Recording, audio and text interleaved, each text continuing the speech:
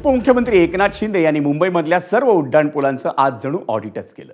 मुंबईतील सर्व उड्डाणपुलांची सद्यस्थिती आणि दुरुस्तीच्या कामांचा आढावा घेण्यासाठी उपमुख्यमंत्री एकनाथ शिंदे यांनी अधिकाऱ्यांची बैठक बोलावली होती।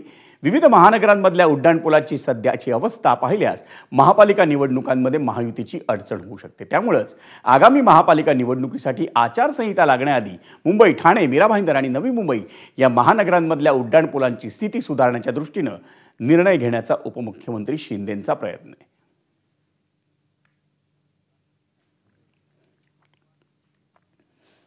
आणि या बैठकीमध्ये उपमुख्यमंत्री एकनाथ शिंदेंनी नेमके काय काय निर्देश दिले पाहूयात ग्राफिक्स मधून। मुंबईतील सर्व उड्डाणपुलांची दुरुस्ती तातडीने हाती घेऊन रस्त्यांच्या पृष्ठभागावर नवीन थर टाकण्यात यावा। रस्त्यांची कामे फेब्रुवारीपर्यंत पूर्ण करावीत।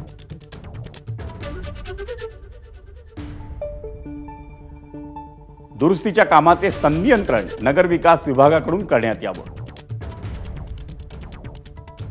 आणि यासाठी तज्ञांचा समावेश असलेला गुणवत्ता नियंत्रण कक्ष हा सुरू करण्यात यावा।